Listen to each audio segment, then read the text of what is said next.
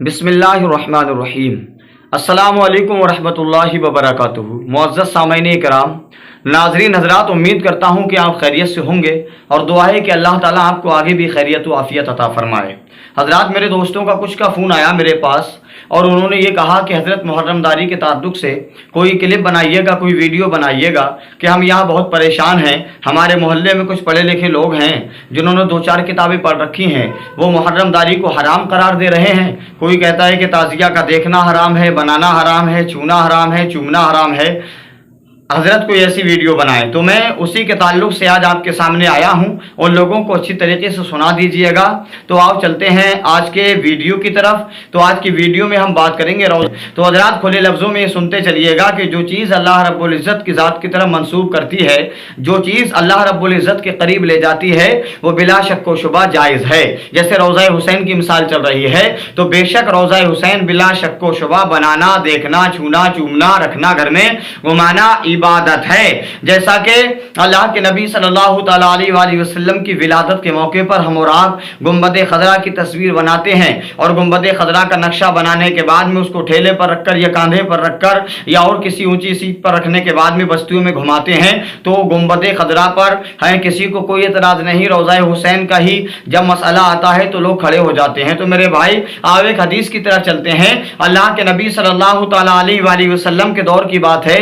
اللہ کے نبی صلی اللہ علیہ وسلم کی بارگاہ میں ایک شخص آیا، آ کر عرض کرتا ہے فدا کا امی وابی یا رسول اللہ، یا رسول اللہ میرے ماں باپ آپ پر قربان۔ اللہ کے نبی صلی اللہ علیہ وسلم، میں نے ایک قسم کھائی تھی کہ میں جنت کو چوموں گا، میں جنت کی چوکھٹ کو بوسہ دوں گا۔ تو اللہ کے نبی صلی اللہ تعالیٰ علیہ وآلہ وسلم نے ارشاد فرمایا آگے کیا کہنا چاہتے ہو؟ تو عرض کرتا ہے یا رسول اللہ اب میں جنت کی دہلیز کو چومنے کی قسم کیسے پوری کروں؟ تو اللہ کے نبی صلی اللہ تعالیٰ علیہ وآلہ وسلم نے ارشاد فرمایا گھر جانے کے بعد میں اپنے والدین کے قدموں کو چوم لینا، اللہ جنت کو چومنے کی مراد پوری کر دے گا۔ بس توجہ رکھنا حدیث پر، جنت کہاں ہے اور ماں باپ کہاں ہیں؟ اللہ کے نبی نے کہا گھر جا، ماں باپ کے قدموں کو چوم لینا، اللہ جنت کو چومنے کی تمنا پوری فرما دے گا۔ میرے عزیز، وہ عرض کرتا ہے آنے والا شخص یا رسول اللہ میرے تو ماں باپ بھی نہیں ہیں، میرے تو ماں باپ بھی دونوں دنیا سے چلے گئے ہیں، یا رسول اللہ اب میں کس کا یعنی کہ قدم چوموں، کس کے پیروں کو بوسہ دوں؟ تو اللہ کے نبی صلی اللہ علیہ وسلم نے ارشاد فرمایا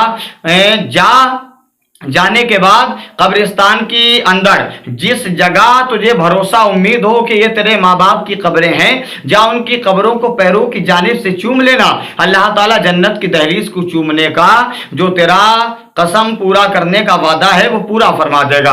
عرض کرتے ہیں رسول اللہ صلی اللہ علیہ وسلم مجھے یہ بھی معلوم نہ ہو کہ اگر میرے والدین کی قبر انور کہاں ہے، یا رسول اللہ ان کی قبریں کہاں ہیں تو میں کیا کروں؟ تو اللہ کے نبی صلی اللہ علیہ وسلم نے کہا ایک لکچیر کو بنا۔ اللہ کے نبی نے خطیب کی آل کھینچ دی، اللہ کے نبی نے ایک چنگنے کو بنا دیا اور اللہ کے نبی نے ارشاد فرمایا تسلیم کر لے، تصور کر لے کہ یہ تیرے ماں باپ کی قبر ہے اور اس کو پیروں کی جانب سے چوم لے، اللہ جنت کو چومنے کی مراد پوری فرما دے گا، قسم تیری پوری ہو جائے گی۔ اللہ کے نبی صلی اللہ علیہ وسلم کے دور میں میرے بھائی جب اللہ کے نبی ایک یعنی کہ لائن بنا دے، وہ لائن ماں باپ کے قدم یعنی کہ ماں باپ کی قبر بھی ہو سکتی ہے اور جنت کی دہلیز بھی ہو سکتی ہے، جس کو چومنے سے جنت کو چومنے کی قسم پوری ہو سکتی ہے۔ تو میرے دوست یہ نقطہ نوٹ کرتے چلو کہ یہاں تو روضہ حسین ہے، یہ ہم شبیہ مبارک ہے روضہ حسین ہے جو یعنی اللہ کے نبی صلی اللہ علیہ وسلم کے لخت جگر کی یاد ہے۔ میرے بھائی جب وہاں ایک لکیر جنت کو چومنے کی تمنا پوری کر سکتی ہے تو یہاں ہم جو نقشہ بناتے ہیں کہ یہ روضہ حسین نہیں ہو سکتا، کیا ہم اس کو چومیں تو ہمیں روضہ حسین چومنے کا ثواب نہیں ملے گا؟ کیا ہمیں اس کے تبرکات نہیں ملیں گے؟ کیا ہمیں اس کا فیضان نہیں ملے گا؟ تو دنیا اندھیرے میں جی رہی ہے میرے بھائی، دنیا کے چکر میں مت آنا۔ آج کل کے مولانا لوگ کچھ کم پڑھے لکھے ہم جیسے یعنی کہ 2-4 کتابیں پڑھنے کے بعد میں یہ اعلان کرتے ہیں کہ تعزیہ شریف اٹھانا حرام ہے، جس نے تعزیے کو دیکھا اس کا نکاح ٹوٹ گیا، یہ کرے کہ وہ کرے۔ ارے میرے بھائی اگر تعزیے پر تجھے اٹیک ہے تو اتنا سنتے چل کہ تعزیہ اگر تیری نظروں میں اہمیت نہیں رکھتا تو یاد رکھ لے میرے پیارے، تعزیے سے بغض و کینہ اللہ رب العزت نے قرآن میں ارشاد فرمایا ہے کہ وہ مجھ سے جنگ کرنے کو تیار ہو جائے جس نے میرے ولیوں سے ذرہ برابر بھی کینہ رکھا ہے۔ اگر تو خواجہ کی چھٹے کرے تو کوئی اعتراض نہیں ہے، غوث کی 11ویں کرے تو کوئی اعتراض نہیں ہے، منار کی 70ویں کرے تو کوئی اعتراض نہیں ہے، اور تو عرس کرتا گھومے ہر سال یعنی کہ عرس کرے ہر سال، ولادت کرے ہر سال، وفات کرے करे तो कोई एतराज नहीं है, कहीं सफेद कलर, कहीं काला कलर, कहीं किसी तरीके का कलर तू पोते घूमे तो कोई एतराज नहीं है। किसी के गुंबद पर यहाँ रोज़ा हुसैन जब आया तो तेरी जिंदगी खतरे में आ गई, तू तबाह बर्बाद होने लगा। क्यों ना हो, तुझे पता है ना कि रोज़ा हुसैन को अगर बंद नहीं कराया गया तो ना तेरा सिक्का चलेगा ना तेरे बाप दादा का सिक्का चलेगा। मेरे भाई ऐसा नहीं होना चाहिए। हमें और आपको सोचना चाहिए कि जमाना हुसैन का है और जमाना हुसैन का था, आगे भी जमाना हुसैन का रहेगा। बस मैं इतना ही दर्श देना मुनासिब समझता हूं कि आएगा अन करीब जमाना वो देखना, आएगा अन करीब जमाना वो देखना, हर कौम ये कहेगी हमारे हुसैन हैं। मेरे भाई हुसैन कल भी जिंदाबाद था, हुसैन आज भी जिंदाबाद है और इंशाअल्लाह सुबह क़यामत तक हुसैन जिंदाबाद रहेगा।